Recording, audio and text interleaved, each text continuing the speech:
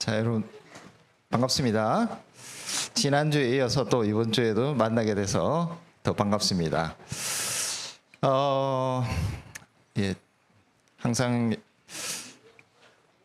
여러분들 볼 때마다 참 이렇게 연령 차이가 많이 나서 제가 좀 쉽게 해야 되는데 그렇지 못해서 좀 미안한 마음을 먼저 전합니다. 또 혹시 이제 여러분들이 학교를 유치원을 다니고 학교를 다니면은 시험이라는 걸 보게 되죠. 시험. 나는 시험이라는 걸 본 적이 있다 하는 사람. 예. 상당히 시험을 많이 보네요. 네, 손 내려주시고 감사합니다.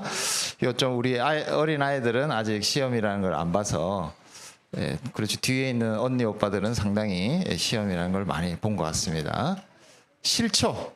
시험 보는 거. 왜 싫을까? 시험 보는 게. 공부를 해야 되니까. 예.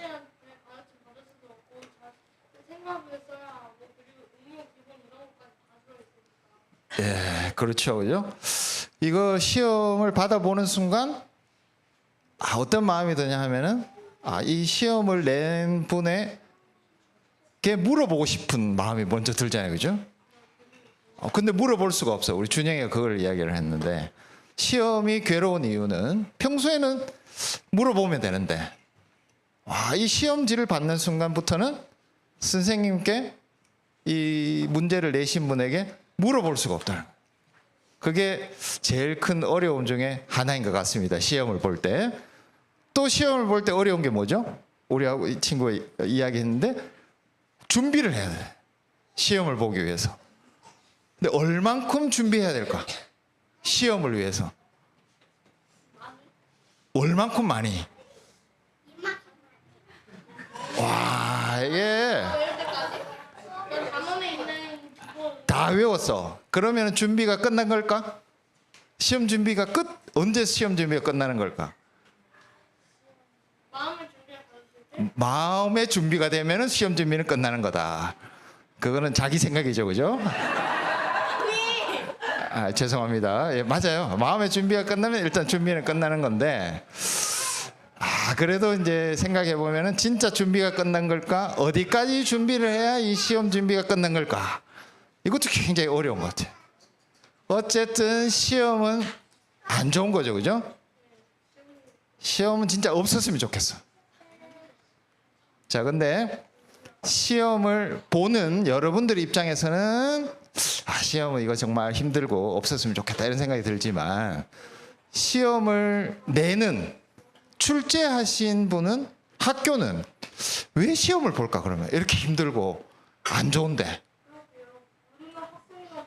학생들을 시험을 보는 이유가 있어요. 힘들지만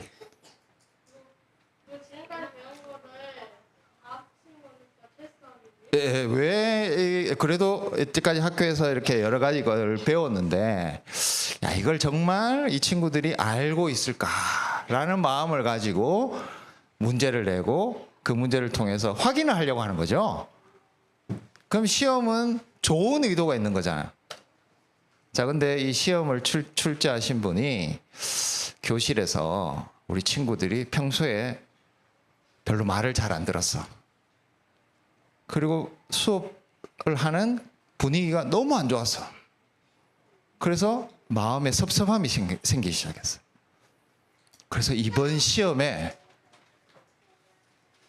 평소에 아는 것을 확인하는 것보다 요 녀석들 골탕 한번 먹여봐야 되겠다. 만약에 이런 마음을 가졌다. 그러면 이 시험이 좋은 시험이겠어요? 좋지 않은 시험이겠어요? 그게 좋지 않은 시험이죠, 그죠?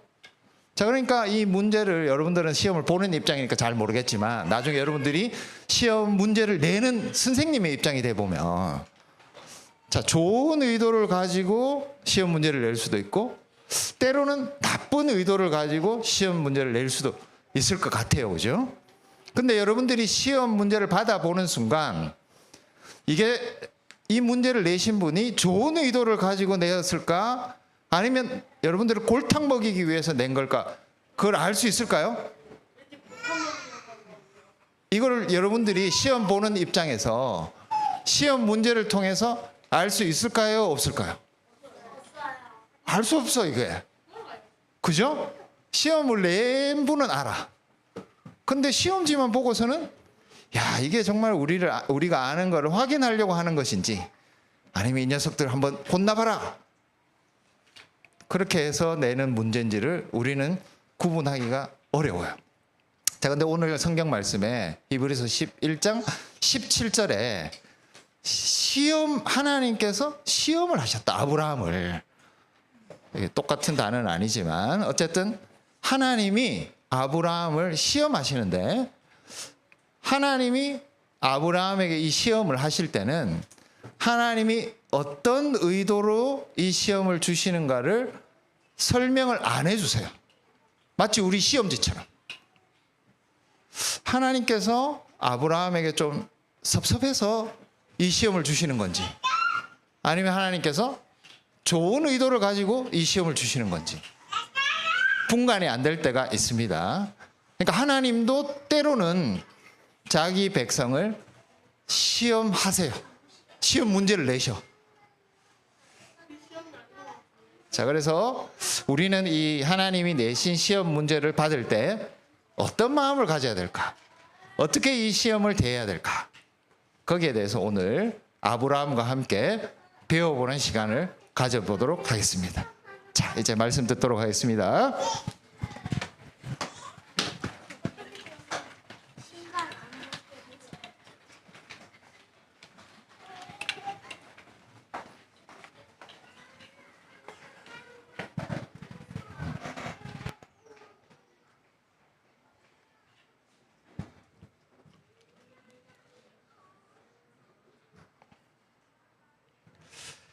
예, 사랑하는 성도 여러분, 우리는 지난주에 히브리서 11장 8절부터 9절 말씀을 통해서 우리가 살아가는 현실과 하나님의 주신 약속 사이에 큰 거리가 있다는 것을 생각해 보았습니다.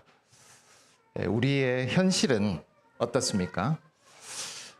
육아를 하는 우리 부모님들의 입장에서 생각해 보면 이 육아라고 하는 큰 짐을 지는 것이 우리의 현실입니다. 제가 어떤 생명체를 이렇게 비하하는 것은 좋지 못하지만 때로 부모님들에게 우리에게 주신 이 생명체 아주 어릴 때는 동물과 인간 사이에 어딘가에 놓여 있는 듯한 그런 생명체를 우리의 모든 힘을 다해서 섬기고 돌봐야 하는 우리 모두를 주어야 하는 그런 삶을 살아가는 것이 육아를 담당하는 부모에게 주신 현실입니다. 하나님이 주신 약속은 이 작은 생명을 통해서 이 연약한 한 인간을 통해서 하나님께서 이 땅에서 하나님 나라를 이루실 그런 존재로 삼아 주신다는 사실입니다. 이것은 미래에 있는 일이기 때문에 지금 하루하루 우리가 감당해야 되는 현실과 큰 차이가 나는 것이 사실입니다. 공부를 하거나 직장에서 근무하는 우리 모두에게는 하루하루 이 공부와 직장에서의 일이 우리 모두를 소진시키는 사실은 끝도 보이지 않는 지치는 일들의 연속입니다. 그리고 학교와 직장에서 우리를 힘들게 하는 다른 어떤 존재들, 때로는 아주 악한 자들과 함께 관계하면서 그것으로 인해서 참 큰 어려움 가운데 있는 것, 이것이 우리의 현실입니다. 그러나 하나님의 약속은 우리가 하고 있는 이 공부와 우리가 하고 있는 일을 통해서 하나님께서 우리에게 주신 이 피조 세계를 우리를 통해서 다스리게 하시는 것입니다.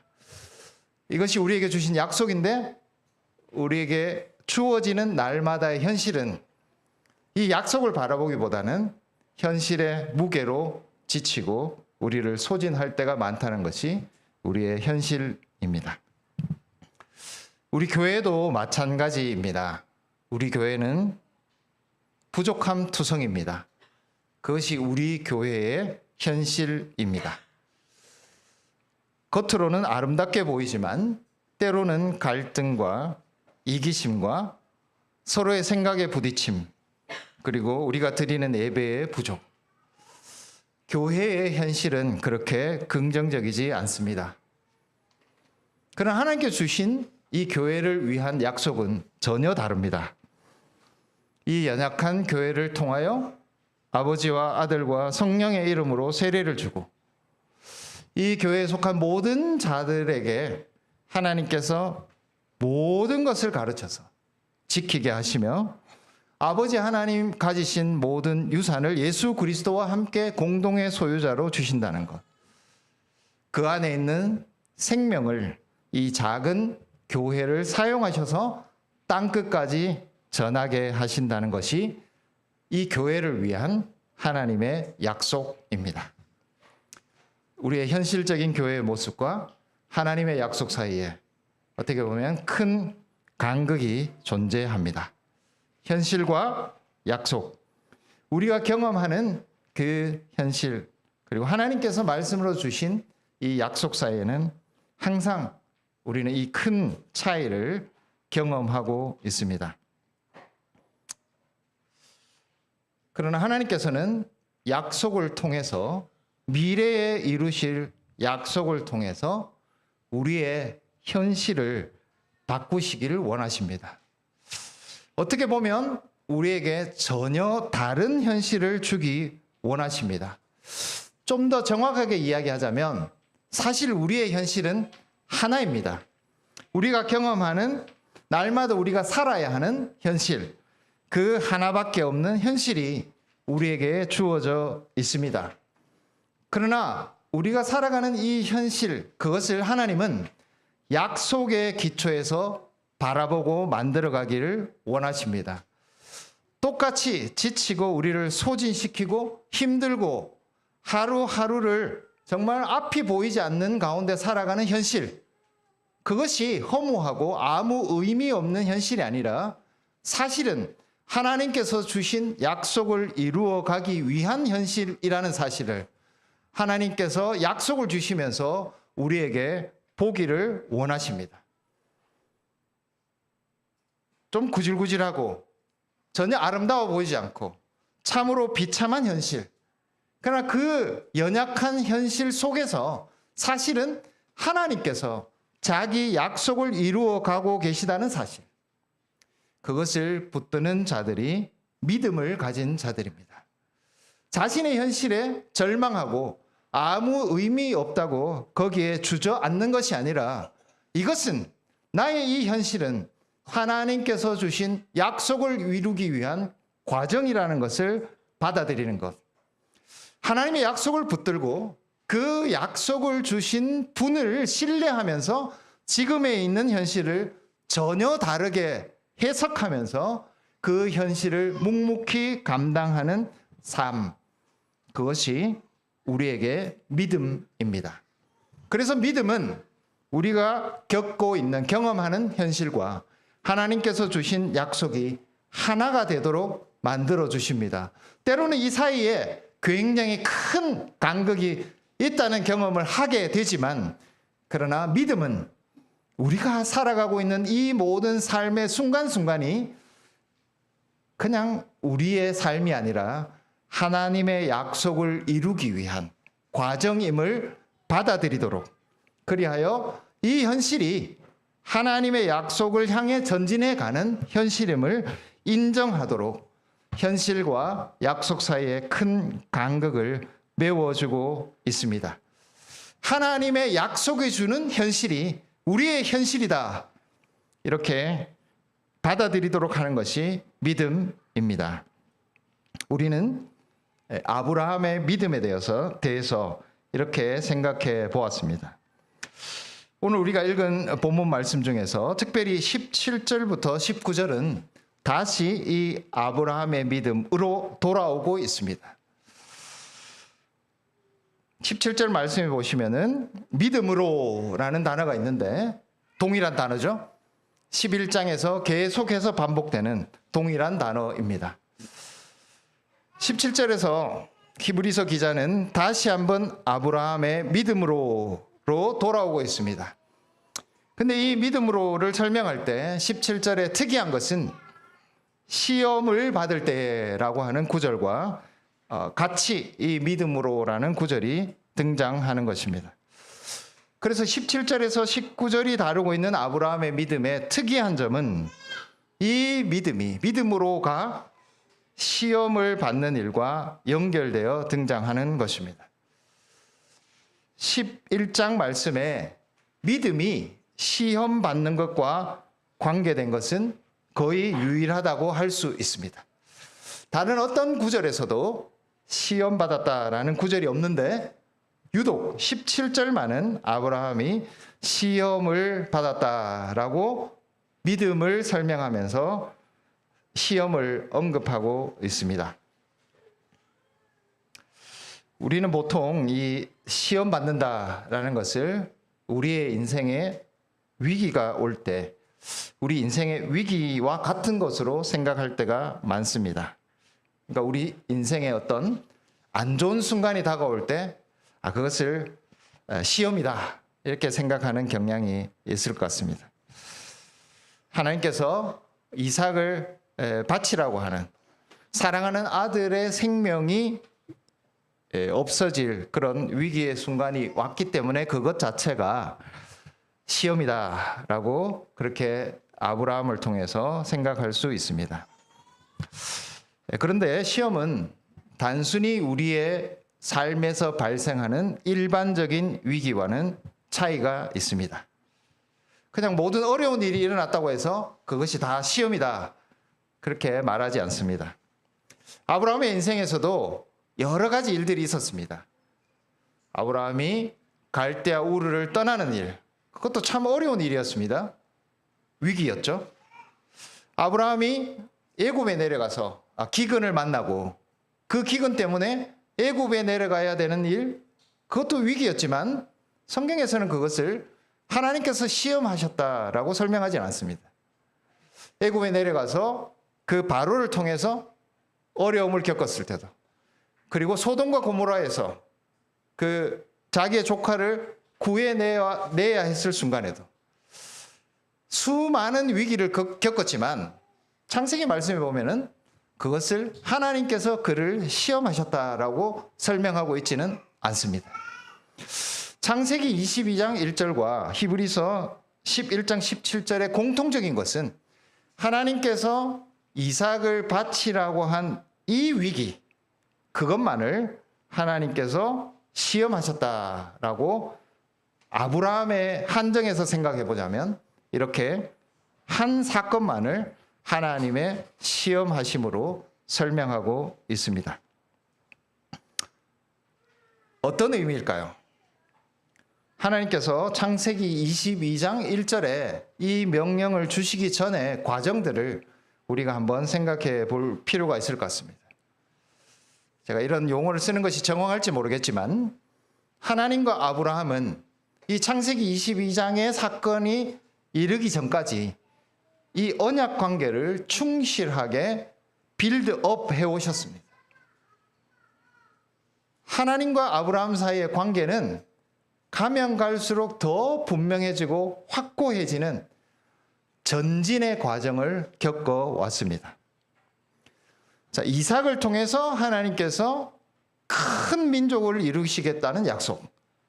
그것은 처음부터 분명했던 것이 아닙니다.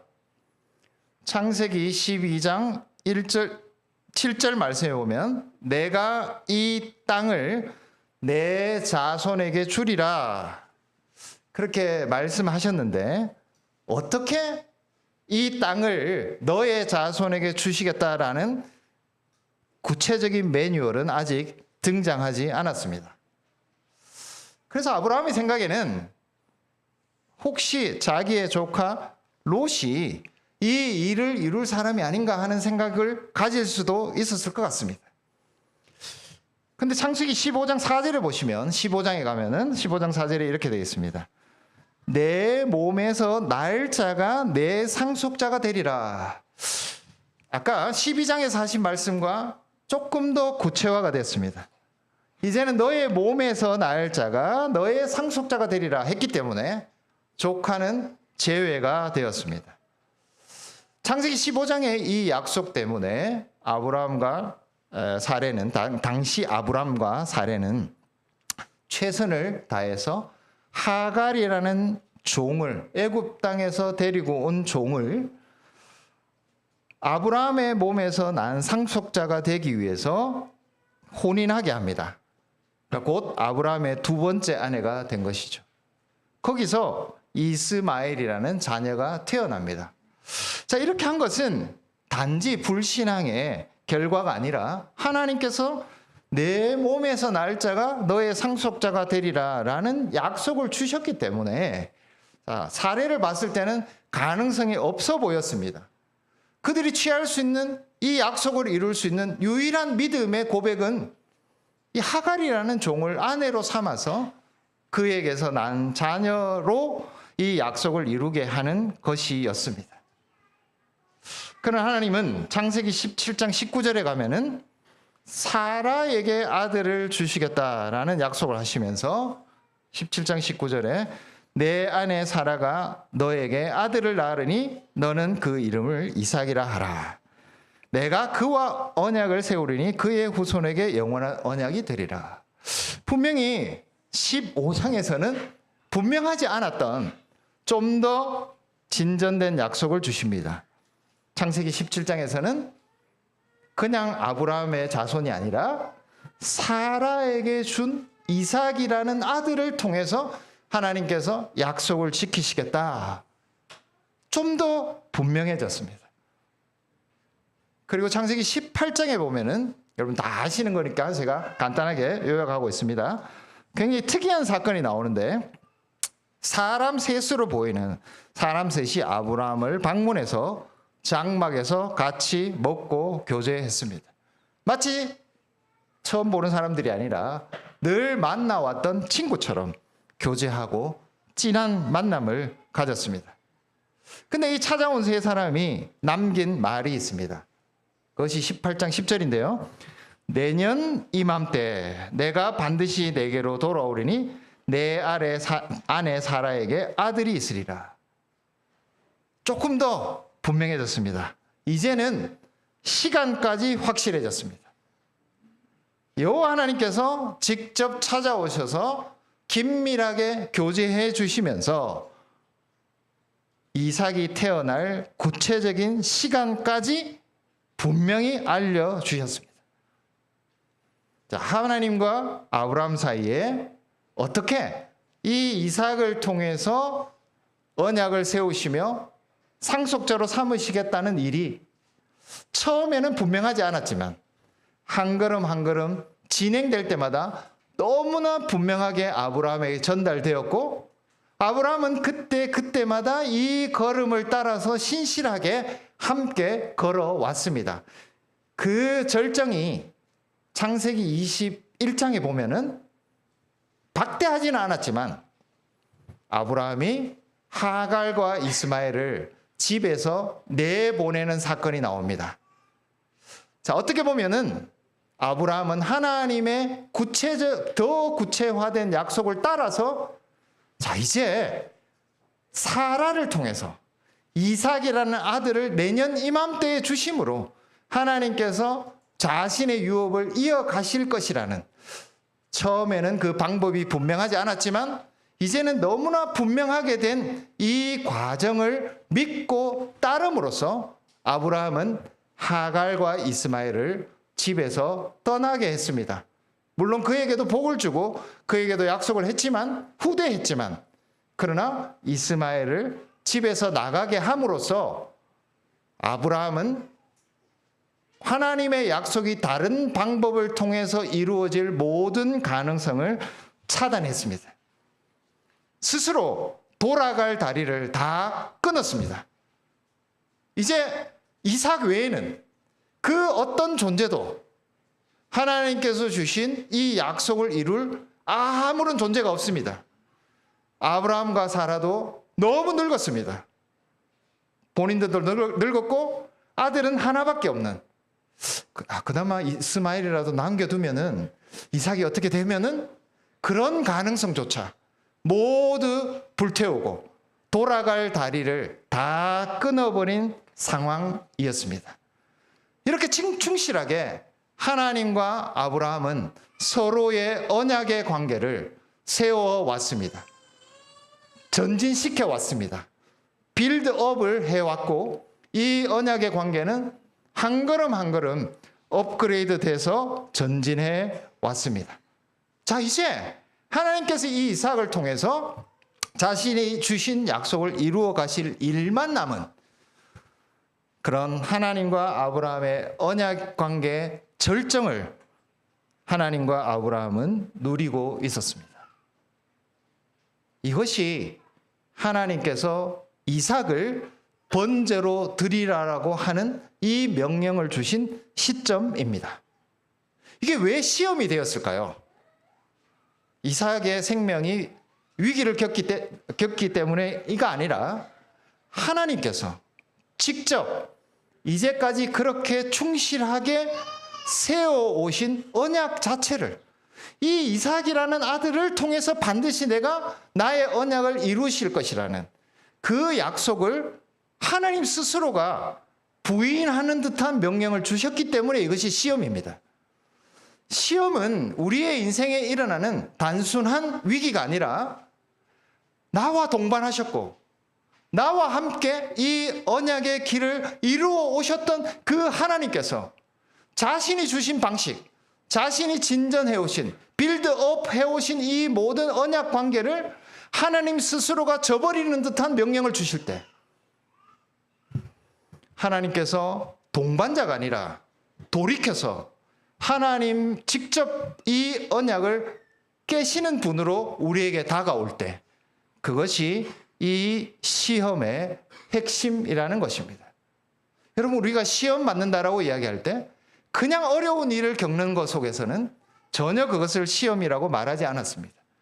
기근이 있을 때, 애굽에서 어려운 일을 겪을 때, 소돔과 고모라의 사건들, 아브라함이 인생에서 겪었던 모든 위기들이 정말로 많았지만, 시험은 언제만 등장하는 단어인가 하면 바로 하나님께서 자신이 구체적으로 하나하나 가르쳐 주셨고, 아브라함이 이 길을 따라서 하나하나 걸어왔던 이 이삭이라고 하는 아들을 통해서 자신의 언약을 이루실 것이라는 약속을 하나님 편에서 뒤집어 엎으시는 하나님의 역주행이 일어나기 때문에 그것이 아브라함에게 시험이 되는 것입니다.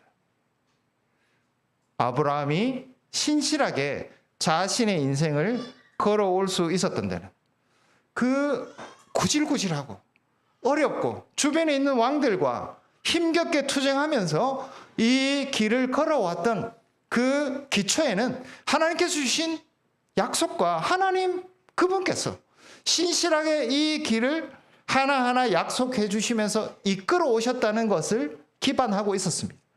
하나님께서 주신 약속은, 그리고 하나님 그분 자신은 아브라함이 살아왔던 삶의 기초였고 기둥이었습니다. 그런데 하나님께서 스스로 이때까지 이렇게 쌓아온 모든 신뢰를 허물어뜨리는 듯한, 그 기둥 자체를 무너뜨리는 듯한, 아브라함의 삶이 가능했던 그 모든 토대들을 하나님 스스로 허무는 듯한 명령을 주신 것입니다.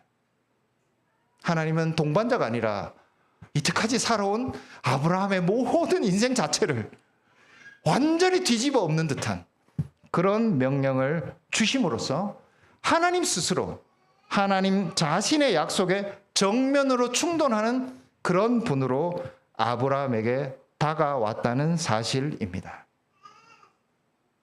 이것이 아브라함이 맞게 된 시험이었습니다. 사랑하는 성도 여러분, 우리가 살면서 여러 다양한 굳은 일과 어려운 일과 위기를 맞을 수 있습니다. 그러나 그것을 시험이라고 하지 마십시오.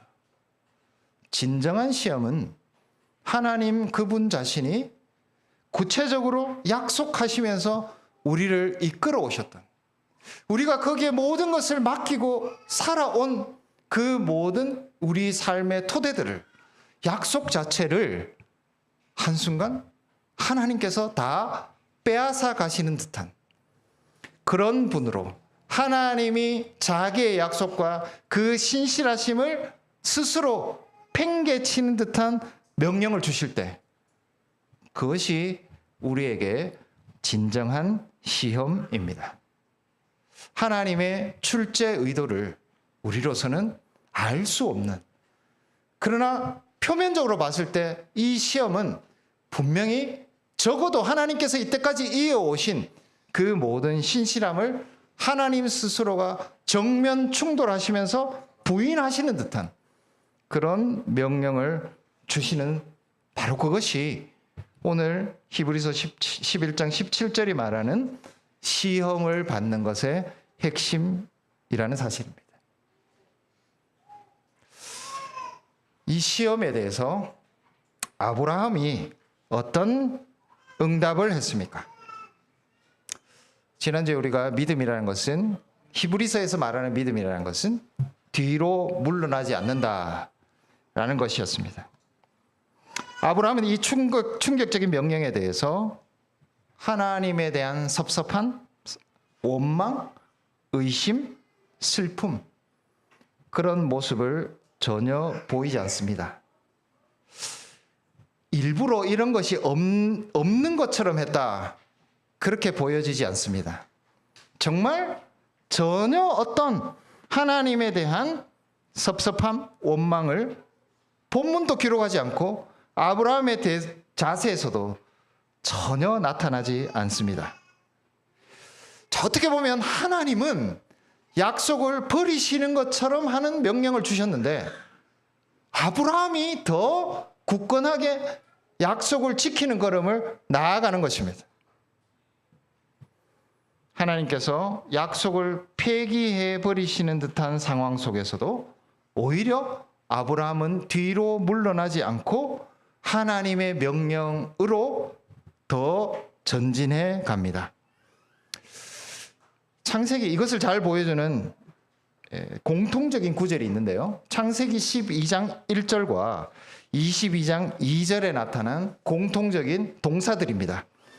창세기 12장 1절을 보시면 내가 내게 보여줄 땅으로 가라, 가라라는 명령이 있습니다. 22장 2절에 봐도, 창세기 22장 2절에도 이삭을 데리고 모리아 땅으로 가라, 똑같은 가라라는 이 명령이 등장합니다. 창세기 12장 1절에는 본토 아비 친척을 떠나서 가라, 이것을 버리고 희생하고 가라라고 명령한다면, 창세기 22장 2절에서 내 아들, 내 사랑하는 독자 이삭을, 그 생명을 버리러 가라, 그렇게 명령합니다. 그래서 창세기 12장 1절, 하나님께서 아브라함을 처음 부르실 때 그 부르심과 창세기 22장 2절에 나타나는, 자, 시험하시면서 부르시는 이 부르심 사이에는 굉장히 큰 긴밀함이 등장합니다. 가야 합니다. 근데 잃어버리고 가야 합니다. 처음이나 어떻게 보면 마지막인 이 시험하시는 명령에서 하나님은 동일한 구조로 이 명령을 주고 계십니다.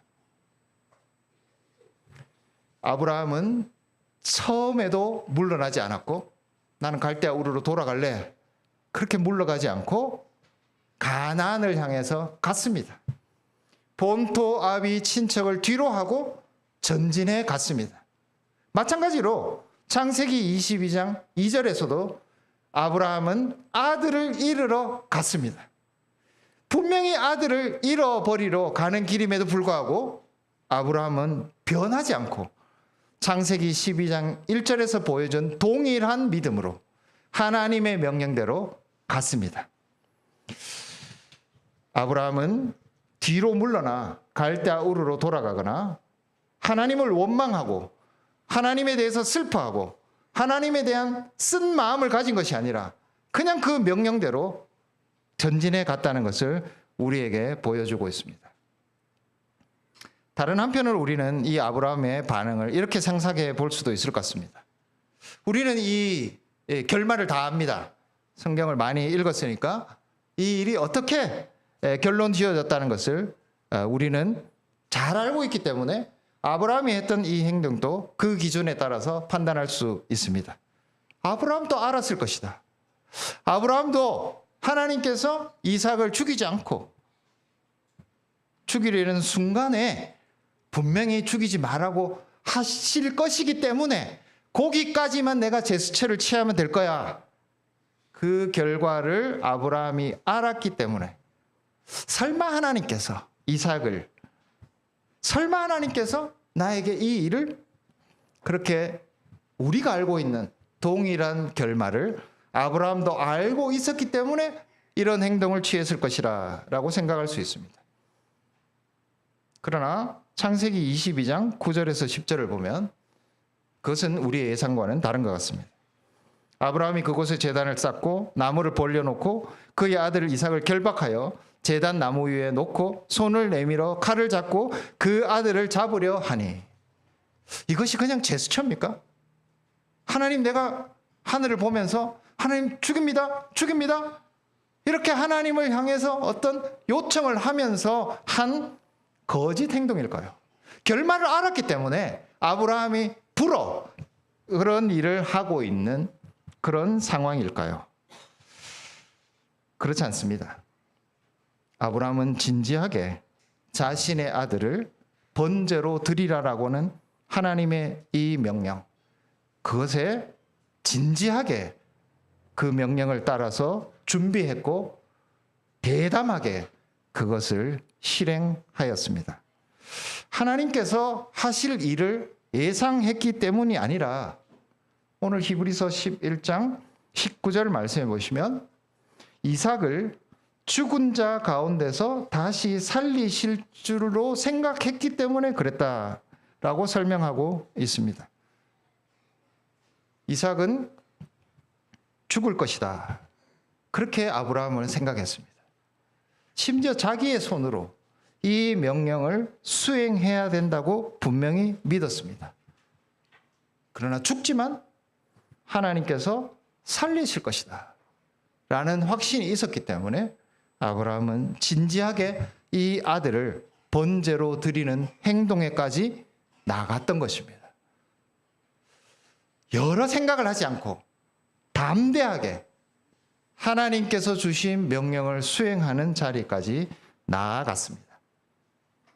여러분, 아브라함의 시대까지 그 어떤 죽었던 자도 살아나는 일은 없었습니다.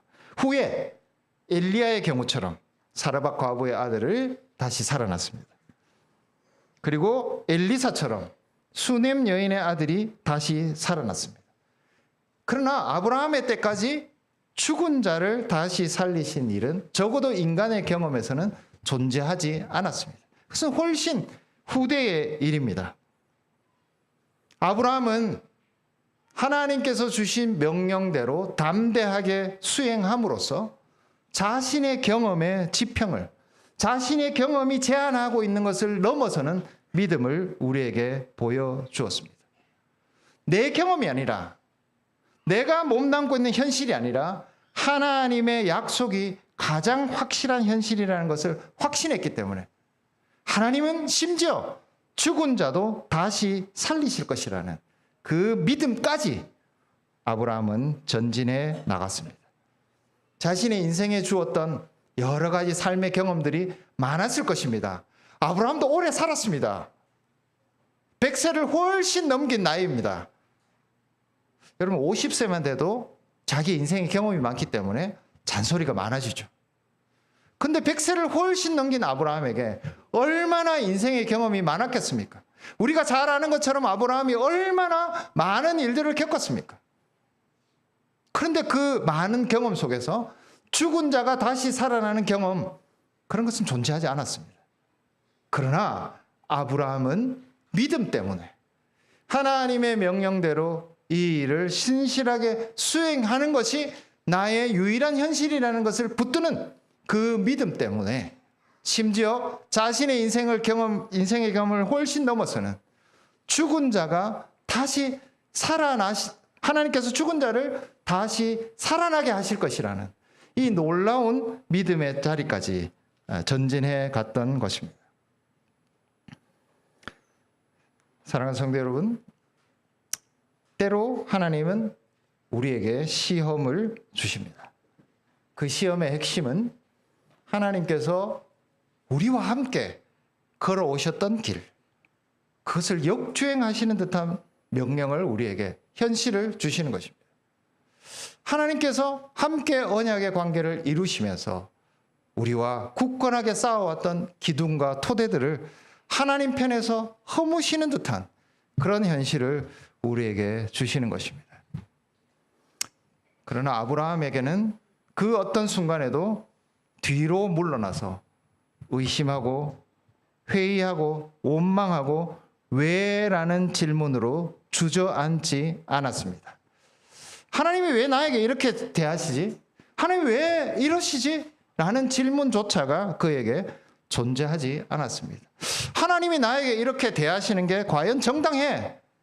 라는 그런 고민조차도 아브라함에게는 없었습니다. 아브라함은 명령대로 뒤로 물러나지 않고 모리아 산을 향해서 하나밖에 없는 독생자, 그를 잃어버리러 전진해 나갔습니다. 담대하게 이 아들을 죽이시지만 다시 살리실 것이라는 믿음에까지 나아가게 되었습니다. 어떻게 보면 하나님보다 더 한 걸음 앞서 나가서 하나님의 이 신실하신 약속을 이루어가는 믿음의 증거를 아브라함은 자신의 삶을 통해서 보여주었습니다. 마지막으로 우리는 19절에 나와 있는 비유컨대라는 단어를 주목해 보기를 원합니다. 히브리서 11장 19절을 보시면 이삭을 죽은 자 가운데서 다시 살리실 줄로 생각한지라, 그러면서 비유컨대 그를 죽은 자 가운데서 도로 받은 것이니라. 앞에 나온 일은 이삭에게는 현실적으로 일어나지 않았습니다. 이삭은 안 죽었습니다.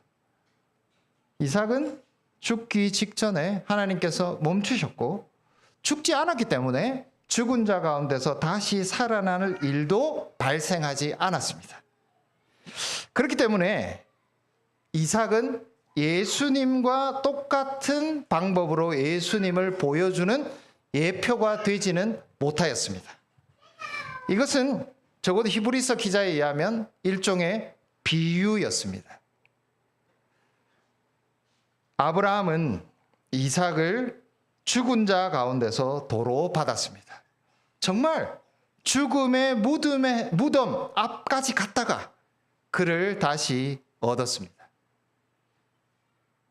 예수님처럼 실제로 죽고 부활하신 길을 적어도 이삭은 가지 않았습니다. 여기서 하나님께서 의도하신 것은 이삭을 죽였다가 다시 살리는 일에 있지 않고 아브라함의 믿음을 확증하는데 하나님께서는 중심을 두었습니다. 근데 왜 이 일이 비유컨대일까요? 하나님은 이 일을 마음에 담아 두셨습니다. 이 모리아 산에서 일어난 사건을 하나님은 자신의 큰 이야기 속에 남겨두셨기 때문에 그렇습니다. 모리아 산에서 아브라함을 시험하셨던 하나님은 마치 하나님 스스로가 스스로를 시험하시듯이 후에 자신의 아들을 우리를 위하여 그 생명을 내어 주셨습니다. 하나님은 이삭의 생명을 빼앗아 가지 않으셨습니다. 예수님에게 일어났던 일을 모리아 산에서는 행하지 않으셨습니다. 그러나 하나님은 약속하신 그 언약을 이루기 위해서 더 나아가셨습니다. 하나님의 약속하신 이 약속을 이루실 유일한 길, 그것은 자신의 독생자를 죽이시고 그를 죽은 자 가운데서 다시 살리심으로 이룰 수 있었습니다. 아브라함을 시험하셨던, 아브라함의 신실하심을 물으셨던 하나님께서 이제 스스로 자신의 그 신실함을 증거하시듯이 자신의 하나밖에 없는 이 아들을 죽음에 내몰고 다시 살리시는 그 큰 이야기 가운데 이 모리아 사건의 일들을 비유로 남겨두신 것입니다. 모리아 산에서는 아브라함이 담대함과 물러서지 않으므로 믿음을 증거해야 했습니다. 그러나 십자가에서는 하나님 스스로 이 언약에 신실하시고 이 언약으로부터 물러서지 않으신다는 것을 보여주셔야 했습니다. 그것을 위해서 하나님은 비유로서 모리아 산의 사건을 사용하시고 이제는 실제로 자신의 독생자를 내어주시며 죽음에서 그를 살려주셨습니다. 하나님은 이렇게 자신이 약속하신 언약을 신실하게 이루어 주셨습니다. 모리아 사건을 잊지 않으시고 자신의 독생자를 통해서 비유로서 이 일을 이루어 주셨습니다. 십자가에서 죽고 부활하신 예수님, 그분 스스로도 우리의 믿음의 주관자이고 믿음을 온전케 하시는 분이십니다. 예수님 스스로 우리가 겪는 모든 현실 속에 들어오셔서 그 현실을 그대로 경험하셨습니다. 그분 자신이 하나님께 순종함으로써 이 땅에서 이 현실 가운데 믿음이 보여주는 새로운 현실을 증거해 주셨습니다. 예수님은 믿음의 증거자입니다. 히브리서 11장에 나오는 많은 인물들이 있습니다. 아브라함 뒤를 이어서 사라와 이삭과 야곱과 요셉 줄줄이 이어서 이런 사람들의 믿음으로 나는 삶을 우리에게 증거해 주고 있습니다. 이들 모두가 무엇을 증거하고 있습니까? 하나님께서, 예수 그리스도께서 그 약속과 그 언약하신 것을 신실하게 지켜주셨다는 것을 이들 모두가 증거해 주고 있습니다.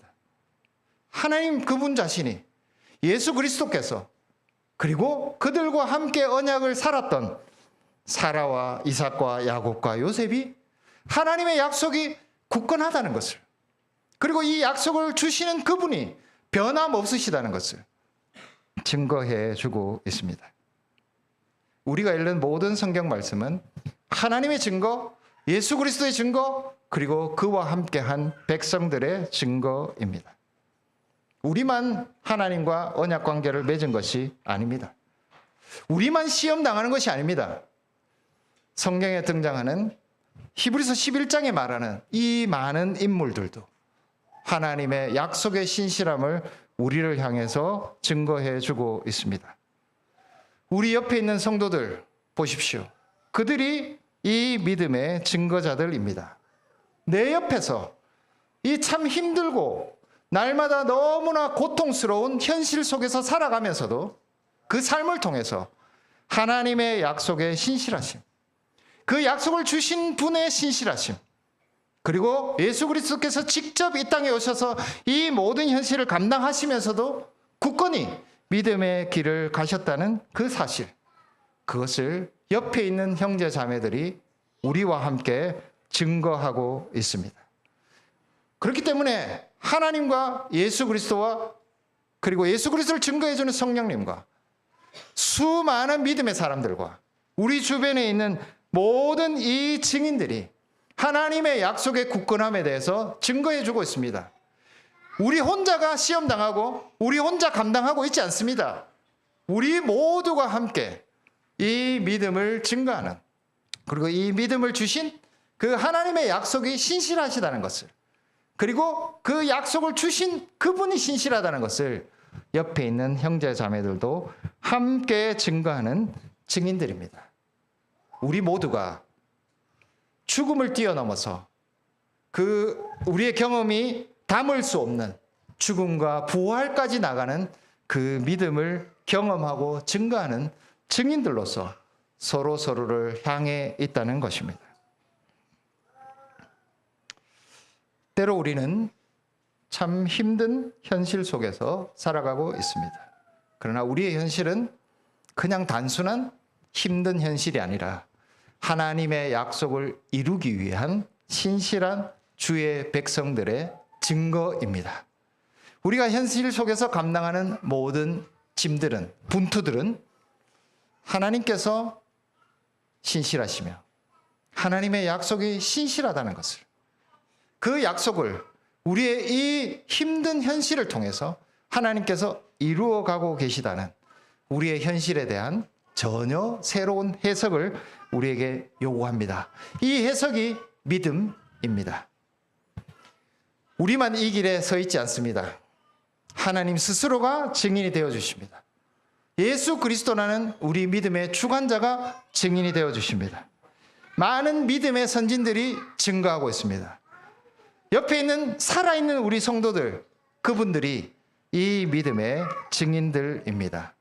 함께 하나님 앞에서 하나님의 약속과 이 약속을 주신 하나님의 신실함에 기대서 하나님의 약속을 함께 이루어가는 주의 백성들이 되기를 간절히 소원합니다. 찬송가 542장